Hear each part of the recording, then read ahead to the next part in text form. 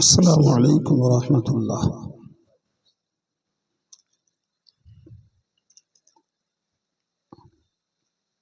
نحمده ونصلي على رسوله الكريم. أما بعد فأعوذ بالله من الشيطان الرجيم. شهر رمضان الذي أنزل فيه القرآن هدى للناس وبينات من الهدى والفرقان فمن شهد منكم الشهر فليصمه. صدق الله العظيم. وفي الحديث القدسي الصوم لي وأنا أجزي به. সম্মানিত উলামায়ে কেরাম, জ্ঞান পিপাসু দিনদার ইমানদার শ্রোতা মণ্ডলী, শুকরিয়া ওই আল্লাহ পাকের দরবারে যিনি আমাদেরকে বাঁচিয়ে রেখে 1444 হিজরির রমজান মাস পাইয়ে দিয়েছেন। সকলেই বলি আলহামদুলিল্লাহ। সঙ্গে প্রিয় নবী সাল্লাল্লাহু আলাইহি ওয়াসাল্লামের প্রতি জানাই অসংখ্য দরুদ ও সালাম। সকলেই বলি সাল্লাল্লাহু আলাইহি ওয়াসাল্লাম।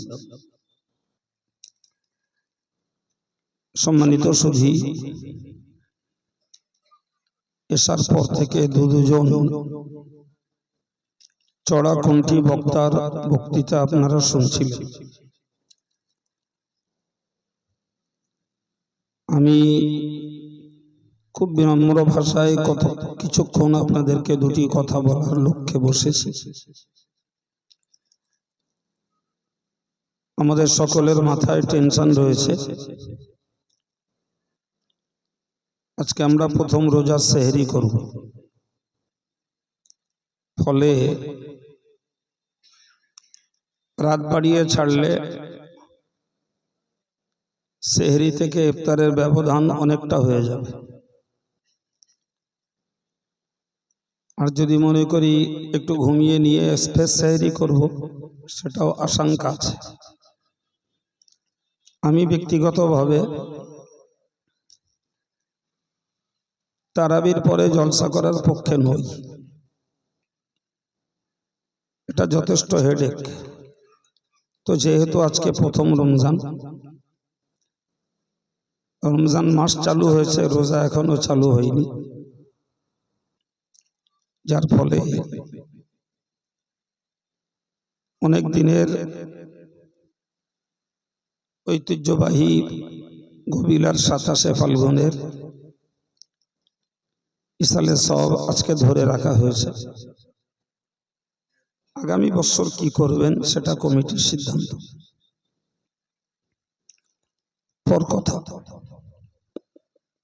এতক্ষণ ধরে আপনারা মৌলানা রজব আলী সাহেবের কাছ থেকে, মৌলানা সাইফুদ্দিন সাহেবের কাছ থেকে অনেক কথা শুনেছেন। আমি অল্প কয়েক মিনিট কথা বলব। প্রথমে একটি আয়াতের অংশ কিছু পড়েছি। আমরা আরবি যে মাসে সন্ধ্যা থেকে উপনীত হয়েছি, মাসটি রমজান মাস। মহান আল্লাহ এই রমজানের পরিচয় দিয়েছেন কোরআন নাজিল হওয়ার মাস হিসাবে। আল্লাহ বলেছেন, শাহরু রমাদান আল্লাযী উনজিলা ফীহিল কুরআন। রমজান মাস ওই মাস যে মাসে কোরআন নাজিল হয়েছে। সুবহানাল্লাহ।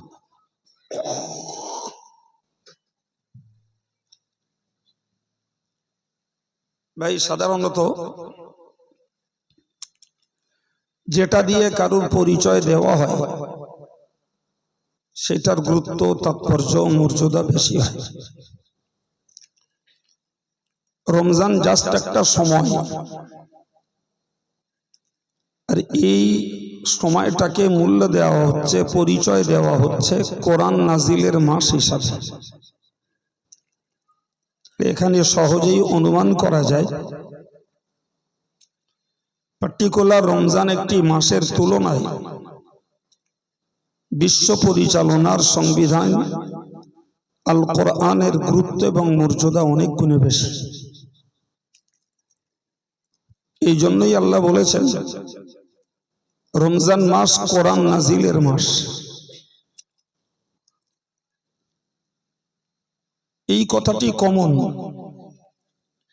এর তফসির খুঁজলে আমরা আরেকটা আয়াত দেখি, এটা সবার পরিচিত। আল্লাহ বলেছেন বিসমিল্লাহির রহমানির রহিম ইন্না আনজালনাহু ফি লাইলাতিল কদর। আমি কোরআনকে নাজিল করেছি কদরের কোন এক রাত্রিতে। সুবহানাল্লাহ। আমরা জানি কদর রমজানের শেষ দশকের 5টি বিজোড় রাত, 21, 23, 25, 27, 29। কিন্তু পার্টিকুলার কদরের কোন রাতে কোরআন নাজিল হয়েছে এর নির্দিষ্ট কোনো রাতকে কোরআন হাদিসে এবং এর ব্যাখ্যাতে নির্ণয় করা হয়নি। সেই কদরের রাতগুলিকে ইবাদতের জন্য বান্দা বান্দীদেরকে উৎসাহিত করা হয়েছে, কারণ আল্লাহ বলেছেন লাইলাতুল কদরি খায়রুম মিন আলফি শাহর। কদরের রাতের ইবাদত 1000 মাস অপেক্ষাও শ্রেষ্ঠ। সুবহানাল্লাহ। যদিও আমাদের দ্বারায় সে রাতটাকে উল্লেখযোগ্যভাবে ইবাদতে কাটানোর মতো বাস্তব শক্তি এবং মানসিকতা অধিকাংশ মানুষের নেই। হয়তো বড় জোর মসজিদে 5 জনের সঙ্গে 2-4 রাকাত নফল পড়ি, আর এতেই আমরা ভাবি যে আমরা কদর পালন করে ফেললাম।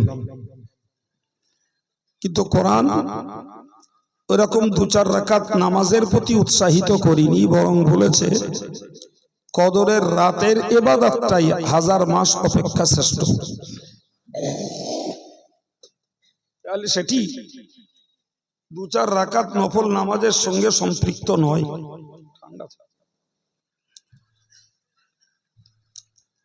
সম্মানিত ভাইরা, প্রিয় ছেলেরা, আমি শান্ত মস্তিষ্কে আপনাদের মাথায় দিতে চাচ্ছি এবার একটা কথা বুঝুন। একদিকে আল্লাহ বলেছেন রমজান মাস কোরআন নাজিলের মাস, পরের আয়াত থেকে আমরা তার একটু ব্যাখ্যা পেলাম যে রমজান মাস বলতে কদরের 5 রাতের কোন এক রাত,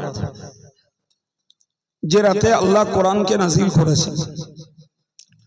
অন্য আয়াত পাকে আল্লাহ বলেছেন ইন্না আনজালনাহু ফি লাইলাতিন মুবারাকা।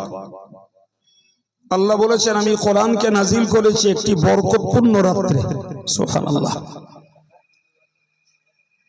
তো যে বরকতপূর্ণ রাতে আল্লাহ কোরআন নাজিল করেছেন, এ থেকে বুঝতে পারা যায় যে কদরের রাতটা নিঃসন্দেহে একটি বরকতের রাত। সুবহানাল্লাহ। সুতরাং আমরা কদরের রাতে 2-4 রাকাত নফল নামাজ পড়েই দায়িত্ব শেষ না করে, যেহেতু রাতটি বরকতপূর্ণ রাত, তো সেই বরকতটুকু লাভ করার জন্য আল্লাহর প্রতি আমরা মনোযোগী হব, এই মানসিকতাটাও আমাদের তৈরি হওয়া দরকার। পর কথা ভাই, আমরা শুনে আছি আর শোনাটাও বাস্তব সত্য যে কোরআন শরীফ নাজিল হয়েছে 23 বছর ধরে। শুনেছেন না শোনেননি? তাহলে একদিকে শুনেছি কোরআন নাজিল হয়েছে 23 বছর ধরে,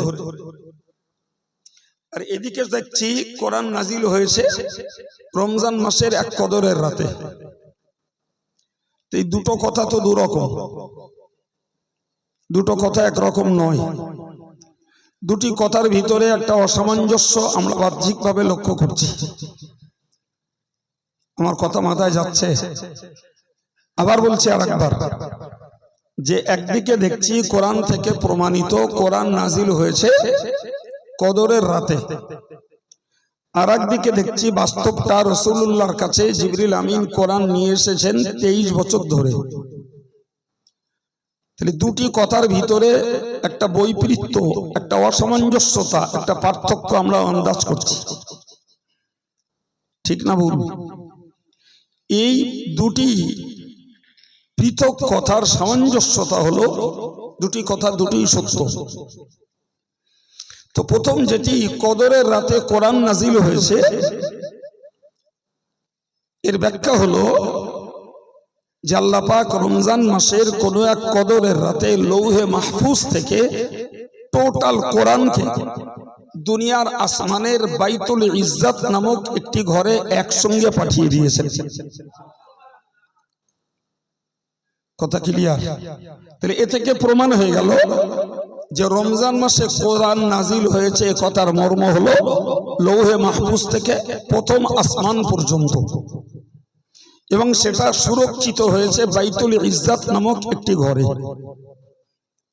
এরপর 23 বছর ধরে আল্লাহ পাকের নির্দেশ মতো হযরত জিবরিল আমিন আলাইহিস সালাম রাসূলুল্লাহর কাছে কোরআন নিয়ে এসেছেন। সুবহানাল্লাহ। ফলে একটা নাজিল হয়েছে লৌহে মাহফুজ থেকে প্রথম আসমান পর্যন্ত, এটা রমজানের কোন এক কদরের রাতে, আর এরপর সুদীর্ঘ 23 বছর ধরে প্রয়োজন মতো আল্লাহ জিবরিলকে দিয়ে কোরআন পাঠিয়েছেন আমার রাসূলুল্লাহর কাছে, তার সময়কাল হলো 23 বছর। কথা ক্লিয়ার? আর অসামঞ্জস্যতা আছে না বলেন? নেই। প্রিয় ভাইরা আমার, এরপরে আরেকটা ছোট্ট ব্যাখ্যা বুঝুন। এই যে 23 বছর ধরে কোরআন নাজিল হয়েছে, এখানটা তো একটা ভাগ আছে। হযরত ইমাম জালালউদ্দিন সিউতি লিখেছেন যে কোরআন নাজিল হয়েছে প্রত্যেকবারে 5 আয়াত করে, যদিও অন্য ওলামারা বলেছেন যে প্রত্যেক বারে 5 আয়াত করে নয়, কখনো এক একবার কম বেশি হয়েছে, কিন্তু অধিকাংশ ক্ষেত্রে কোরআন নাজিল হয়েছে 5টি করে আয়াত। বিশেষত সর্বপ্রথম রসুলের কাছে হেরা পাহাড়ের গুহায় যখন কোরআন নাজিল হয়েছিল তখন ছিল 5টা আয়াত। সুবহানাল্লাহ বলে ইকরা বিসমি রাব্বিকাল্লাযী খলাক খলাকাল ইনসানা মিন আলাক ইকরা ওয়া রাব্বুকাল আকরামুল্লাযী আল্লামা বিল কলম আল্লামাল ইনসানা মা লাম ইয়ালাম। বাস এই পর্যন্ত। এই আয়াতের সংখ্যা হলো 5। তো এই যে প্রথম অবস্থায় কোরআন শরীফের 5টি আয়াত নাজিল হলো হেরা পাহাড়ের গুহায়, এরপর থেকে 3 বছর কোরআন নাজিল হওয়া বন্ধ। টোটাল 3 বছরে কোরআন নাজিল হয়নি। 3 বছর পরে যখন কোরআন নাজিল হয়েছে, সেখানকার শুরু অংশ ছিল সূরা মুদ্দাসসিরের প্রথম অংশ, বিসমিল্লাহির রহমানির রহিম, ইয়া আইয়ুহাল মুদ্দাসসির কুম ফাআনযির ওয়া রাব্বাকা ফাকাব্বির ওয়া সিয়াবাকা ফাতাহির ওয়া রুজজা ফাহজুর। সেখানেও দেখলাম 5 আয়াত নাজিল হয়েছে। সুবহানাল্লাহ। এই 3 বছর কোরআন নাজিল বন্ধ। রাসূল করিম সাল্লাল্লাহু আলাইহি ওয়াসাল্লাম কোন একদিন মক্কা শরীফের কাবার কাছাকাছির কোন এক রাস্তা দিয়ে যাচ্ছে, আচমকা আল্লাহর খেলা, রাসূলের নজর পড়ল একটু উপরের দিকে। তা না হলে রাসূল সব সময়ের জন্য সামনের দিকে ঝুঁকে চলতেন, এটি রাসূলের চলার আদত। সুবহানাল্লাহ বলেন। এর পিছনে রহস্য আছে, কথা বাড়ালে অনেক বাড়বে, আমার মোটেই বাড়ানোর ইচ্ছা নয়।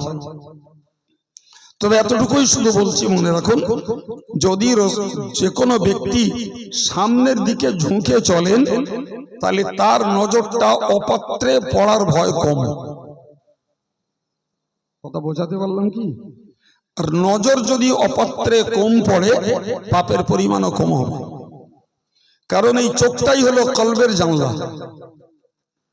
এই চোখটাই কলবের জানলা। চোখ যত যত এই অপাত্রের প্রতি দৃষ্টিপাত করবে তত কলবের ভিতরে চঞ্চলতা তৈরি হবে, ততই মনের ভিতরে অস্থিরতা তৈরি হবে, ততই মনটা পাপের প্রতি আকৃষ্ট হতে থাকবে। নাউজুবিল্লাহ বলেন। এ কারণেই রাসূল করিম সাল্লাল্লাহু আলাইহি ওয়াসাল্লাম পথ চলতেন সামনের দিকে ঝুঁকে, নজরটাকে পায়ের দিকে রেখে। এবং এটাই গোটা জগতের পীর ওলিদেরও আদর্শ। সুবহানাল্লাহ। কারণ ওটাই নবীর সুন্নাত, আর ওই সুন্নতটাকে ফলো আপ দিয়েছেন জগতের পীর ওলিরা। এজন্য তারা ঊর্ধ্ব নজরে হয়ে চলতেন না। প্রিয় ভাইরা আমার, তো রসুলের সাধারণ চলার নিয়ম যখন চোখটাকে নিচু করে সম্মুখের দিকে নজর করে, তাহলে আচমকা রসুল উপরের দিকে নজর তুলবেন বা কেন? আমি ওই জন্যই বলেছি ব্যাপারটা আল্লাহর খেলা, হিকমতটা আল্লাহর। রসুলের আচমকা নজরটা উপরে পড়লো, উনি লক্ষ্য করলেন যেখান থেকে 3 বছর পূর্বে যে সত্তাটাকে দেখেছিলাম হেরা পাহাড়ের গুহায়, উনি তাকেই দেখছেন।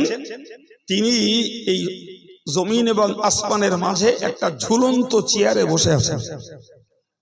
আর একটু মন খুলে বলেন ভাই, যত দুঃসাহসী মানুষ আমরা হই, কোন মানুষকে যদি ঝুলন্ত অবস্থায় শূন্যে চেয়ারে বসে থাকতে দেখা যায়, ভয়ের সঞ্চার হবে না? হবে না? স্বাভাবিক।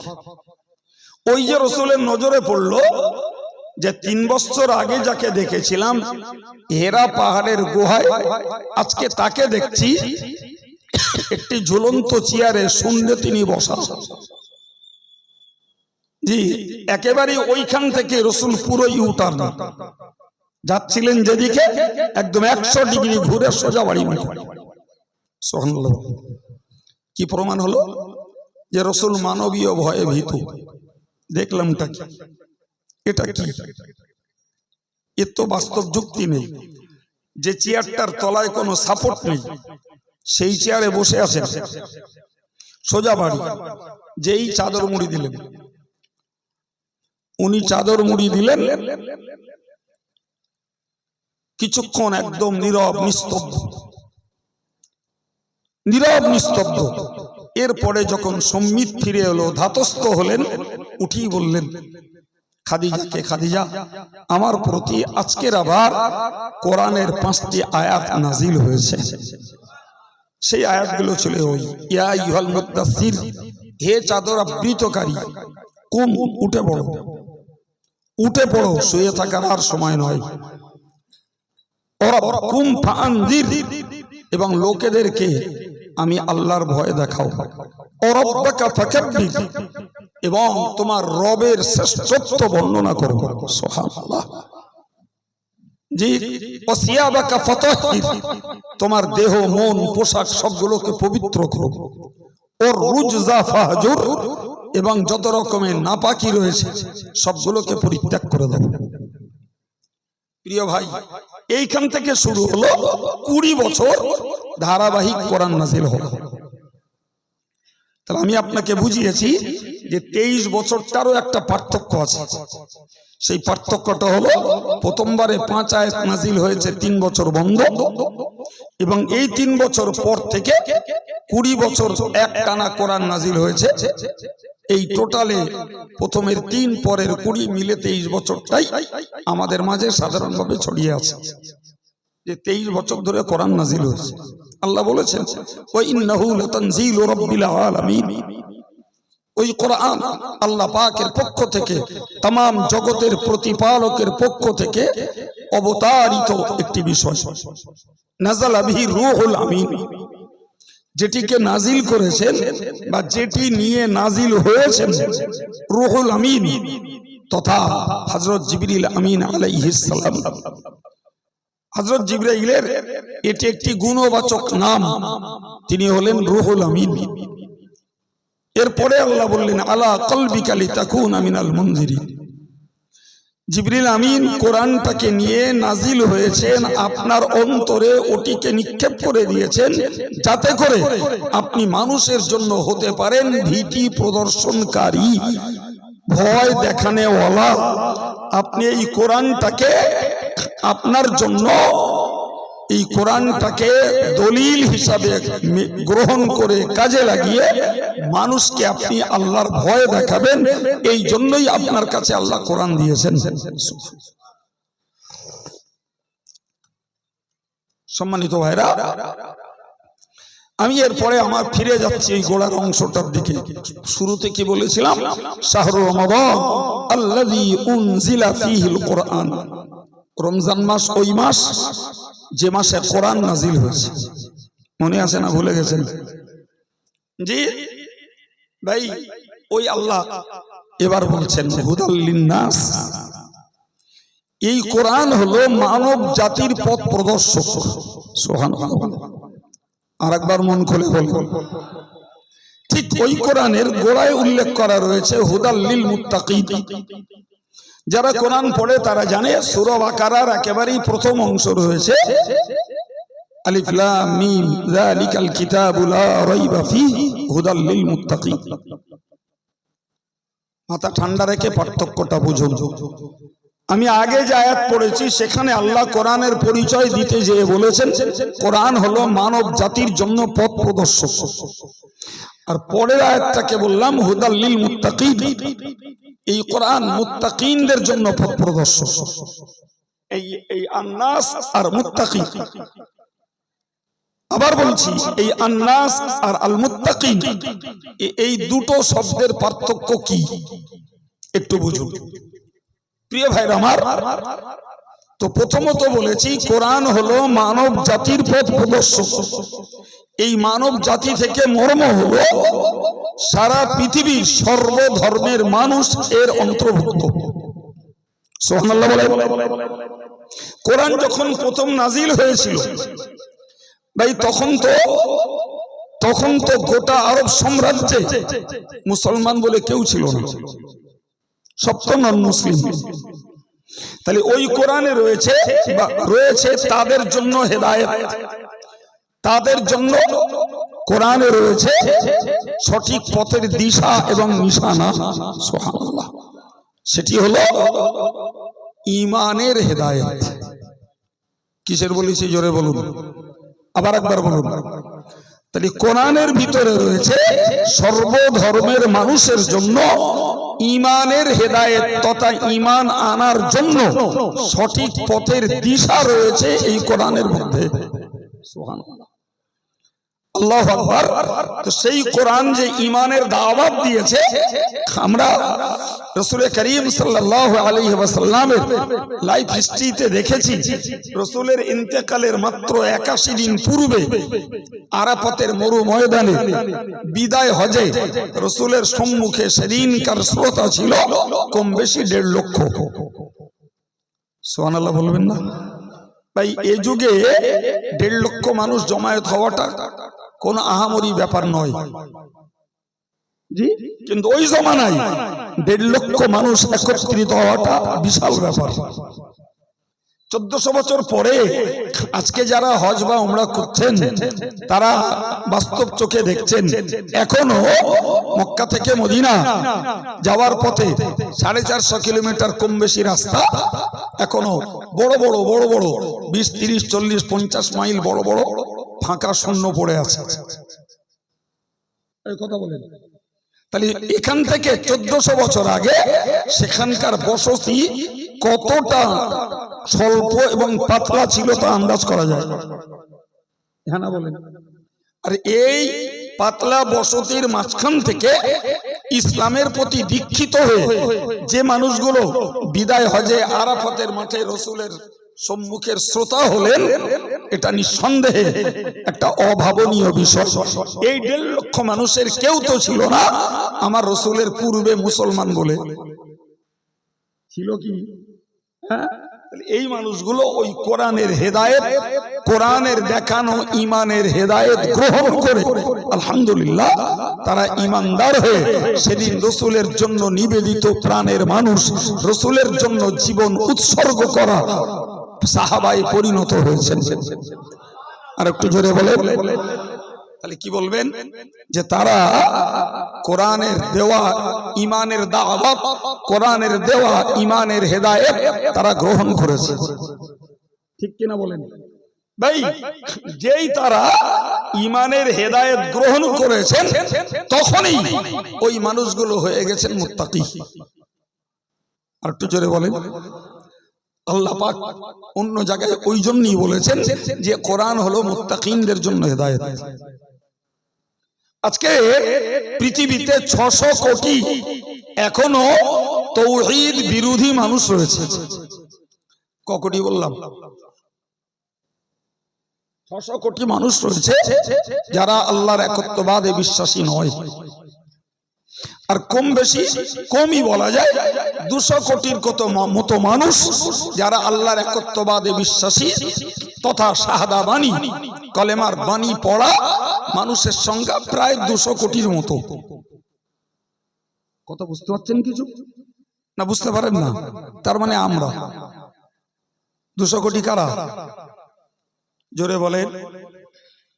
বলতে ভয় লাগছে নাকি? হ্যাঁ ভাই, ভারতবর্ষে মুসলমানদেরকে শুধুই একটা ছাপ মারা হয়, মুসলমানরা সংখ্যালঘু। আর এই সংখ্যালঘুর কারণে এরা হীনমন্যতায় ভোগে।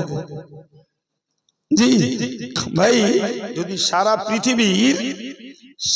পৃথিবীর এই ধর্ম অবলম্বীদেরকে যদি ভাগ ভাগ করা হয় সেখানে দেখা যাবে ভাই বিশ্ব জুড়ে 250 কোটির মতো ইহুদি আর 200 কোটির মতো মুসলমান। তাহলে যে মুসলমান 200 কোটি, এ মুসলমান সংখ্যালঘু নয়।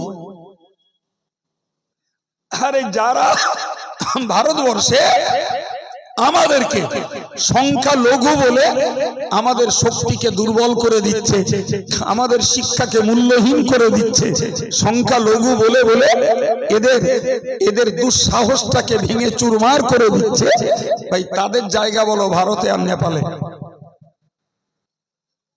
কিছু বুঝতে পারছেন না? বলে হা করে শুনছেন কেন? আপনারা তো জ্ঞানী মানুষ। কোথায় কোথায় বলেছি? ভারতে আর নেপালে। জি, আর এই 200 কোটি মানুষের অবস্থান সারা পৃথিবীর 55টা দেশে। আর একটু জোরে বলে। সুতরাং যারা ভারত কেন্দ্রিক হিসাব কষে তারা দেখে মুসলমানরা সংখ্যালঘু, কিন্তু বিশ্ব মানচিত্রের হিসাবে দেখলে দেখা যাবে মুসলমানরা সংখ্যালঘু নয়, মুসলমান সংখ্যাগুরু। সুবহানাল্লাহ বলবেন ভাই? বাস্তব কথা জানেন তো, কাউকে যদি একটা ভালো লোক সেনসিটিভ সজাগ, তাকে সবাই মিলে বলতে লাগলো এই ছেলেটা না পাগল হয়ে গেছে, এই ছেলেটা না পাগল। যারে দেখে ও ডেকে বলে পাগলা। কত বুঝতে পারছেন? সে কিন্তু 100% ভালো, কিন্তু সবাই মিলে যখন পাগল বলে না, ও তখন নিজেকে নিজে ভাবে বোধহয় ইরিন নামি পাগল বোধহয়। বুঝতে পারছেন না? এই যে বারবার মুসলমানদের ছবল মারা হচ্ছে, এরা সংখ্যালঘু, এরা সংখ্যালঘু, এরা ব্যাকওয়ার্ড নেশন, এরা পশ্চাৎপদ জাতি, এই করে করে করে করে ছবল মেরে মেরে এদেরকে চালার মধ্যে ঢোকানোর চেষ্টা। এরা বলো এরা মানসিকভাবে দুর্বল হয়ে পড়বে। নাউজুবিল্লাহ বলে। আর একটু জোরে বলে। প্রিয় ভাইরা আমার, আমি যে কথা বলতে যে এই হিসাবটুকু আপনাদের বুঝালাম, আজও পৃথিবীতে হিন্দু বলুন, ইহুদি বলুন, খ্রিস্টান বলুন, বৌদ্ধ বলুন, তেলেগু বলুন, তামিলি বলুন, আর্য বলুন, অনার্য বলুন, যত ধর্ম বর্ণের মানুষ রয়েছে আল্লাহ বিরোধী, এদের সংখ্যা কত বলেছি বাবা?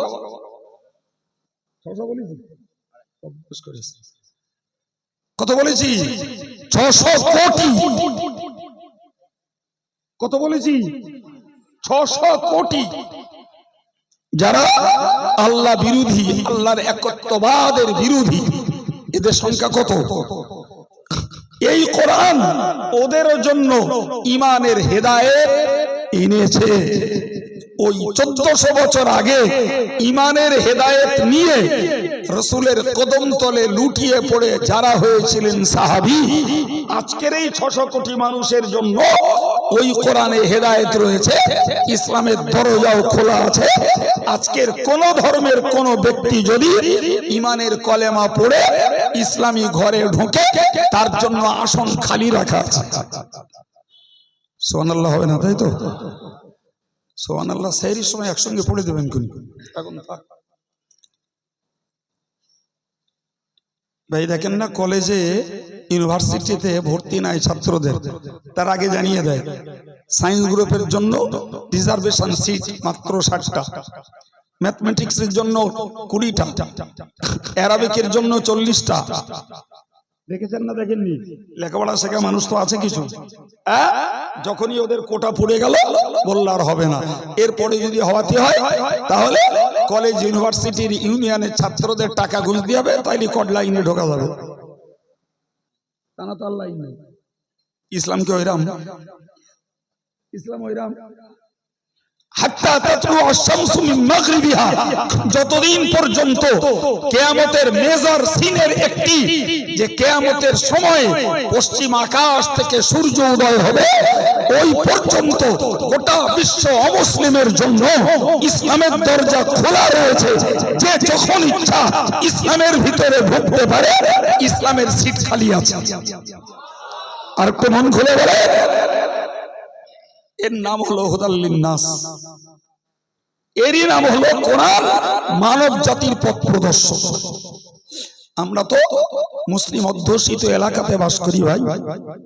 আজকের ভাবতে অবাক লাগবে, ইংল্যান্ডের লোকেরা ইসলাম কবুল করছে, আমেরিকার লোকেরা ইসলাম কবুল করছে, ইউরোপের চেচেনিয়া বসনিয়ার মানুষেরা ইসলাম কবুল করছে ভাই, আফ্রিকার মানুষেরা ইসলাম কবুল করছে। একটু চিল্লে বলা যাবে? সব তো অমুসলিম ইসলামে হু করে ঢুকছে। তাতে কি প্রমাণ হচ্ছে যে সত্য সত্যই কোরআনে রয়েছে মানব জাতির হেদায়েত, মানব জাতির জন্য সঠিক পথের নিশানা, সঠিক পথের দিশা। এই পথ বলতেই যে পথ ধরে বান্দা যে আল্লাহর কাছ থেকে তুমি এসেছো ওই আল্লাহর কাছে পৌঁছে যেতে পারবে, সেই পথই দেখায় কোরআন। কি বোঝা গেল? কোরআন পথের দিশা দেয় মানে কেটা স্বরূপনগর যাবে আর কেটা বেড়া চাপায় যাবে, ও দিশা না দেয় না। কোরআন দিশা দেয়, নিশানা দেয়। কে সন্তোষজনক ভাবে আল্লাহর দরবারে পৌঁছাতে পারবে তারই দিশা দেয় কোরআন। তো অমুসলিমদের জন্য কি বলেছি বাবু?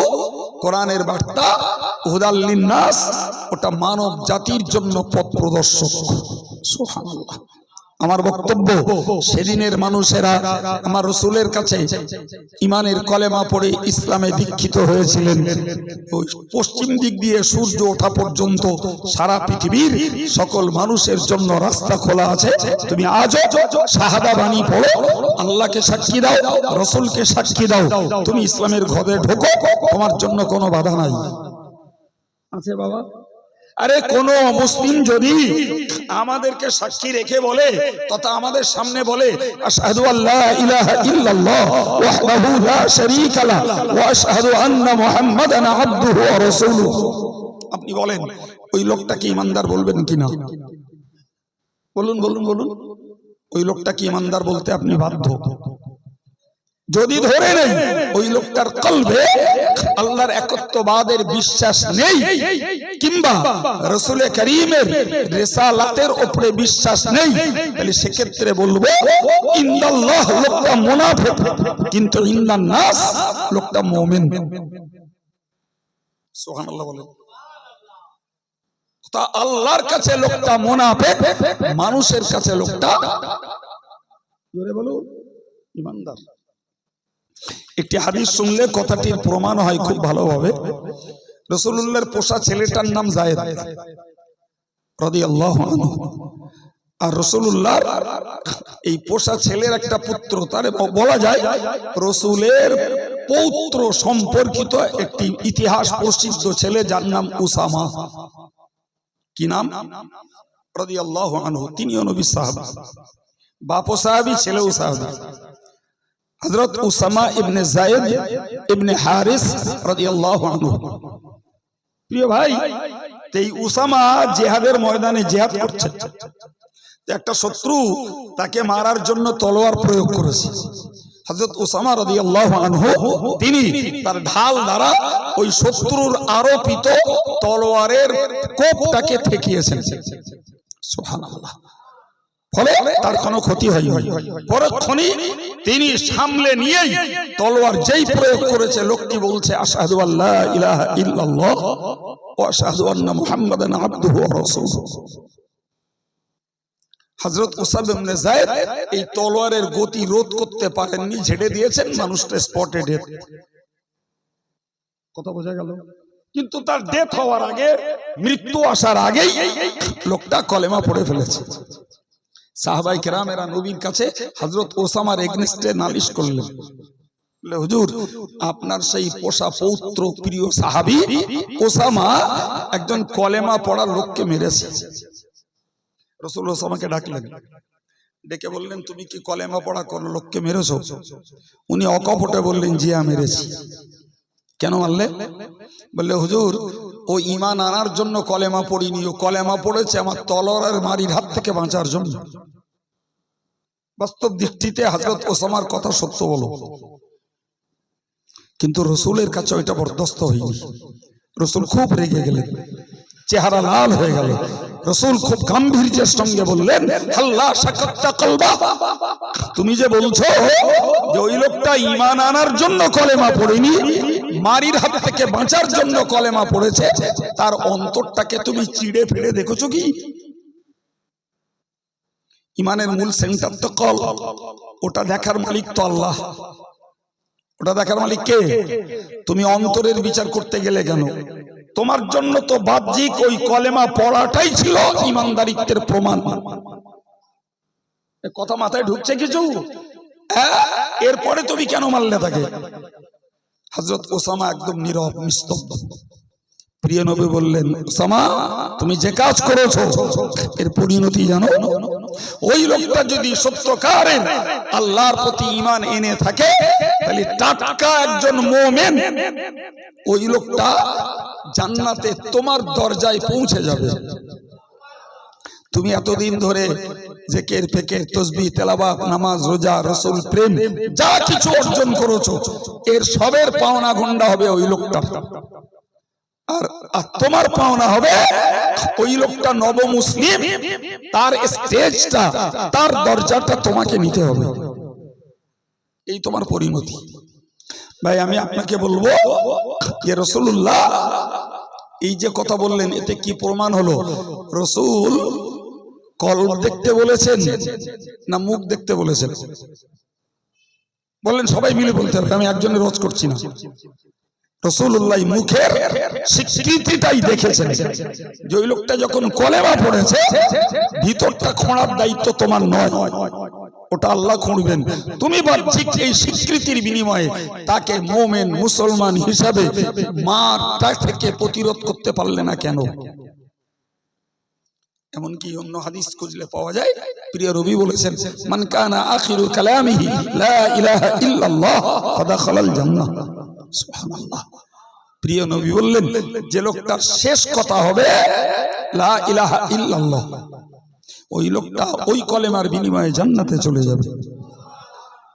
এর যদি ভাঙা ব্যাখ্যা দেই, এই দাঁড়াবে, একজন মানুষ ধরে নিন বেলা ৯টার সময় কলেমা পড়ে মুসলমান হয়েছে। জোহরের নামাজের টাইম হচ্ছে ধরুন 12টা 5-এ, ওই লোকটা মারা যাচ্ছে 12:15। তার মানে এর কলেমা পড়া আর মরা, এর ফাঁকে কোন নামাজের ওয়াক্ত অতিবাহিত হয়নি। আর এই অবসরে লোকটা কোন শরিয়ত বিরোধী কাজও করেনি। ওই কলেমার বিনিময়ে লোকটা জান্নাতে চলে যাবে। যদি এর মাঝখান থেকে নামাজের অক্ত অতিক্রম করে কিংবা লোকটা যদি কোনো শরীয়ত বিরোধী কার্যকলাপ করে বসে, তাহলে সেটার জন্য তার হয় ক্ষমা, না হলে শাস্তি যে কোনো একটা পেতে হবে। আল্লাহু আকবার। তাহলে কলেমার কতটা পাওয়ার, কতটা গুরুত্ব, জি এই কথাটি নবী 1400 বছর আগে বুঝিয়েছিলেন। আল ইসলামু ইয়াহদিমু মা কানা ক্বাবলা। হে মক্কার মানুষ, হে জাজের মানুষ, মনে রাখো, যারা ইসলাম গ্রহণ করবে, যারা ইসলাম গ্রহণ করবে, রাসূলুল্লাহ বললেন ইসলাম এমন একটা ধর্ম যা বিগত দিনের সমস্ত পাপগুলোকে ধ্বংস করে দেবে। আর একটু মন খুলে বলেন, ইসলাম যারা কবুল করবে তার বিগত জীবনের পাপগুলো মোচন হয়ে যাবে। শিরকের পাপ, কুফরের পাপ, বেদাতের পাপ, হারামের পাপ, হত্যার পাপ, মদের পাপ, নারীবাজির পাপ, ব্যভিচারের পাপ, যত রকমের পাপ করেছে সমস্ত পাপগুলোকে আল্লাহ পাক ক্ষমা করে দেবেন। আল্লাহু আকবার। আমার নবীর যুগের সাহাবায়ে কেরামেরা যারা ইসলামে ঢুকেছিলেন, তারা এই হাদিসের কল্যাণ, উপকারিতা উপভোগ করেছেন, লাভ করেছেন। তাদের সমস্ত পাপগুলোকে মুছে পবিত্র বানিয়ে আল্লাহ পাক তাদেরকে ইসলামে জায়গা দিয়েছেন। ঠিক 1400 বছর আগের সাহাবীরা কলেমা পড়ে যে পুরস্কার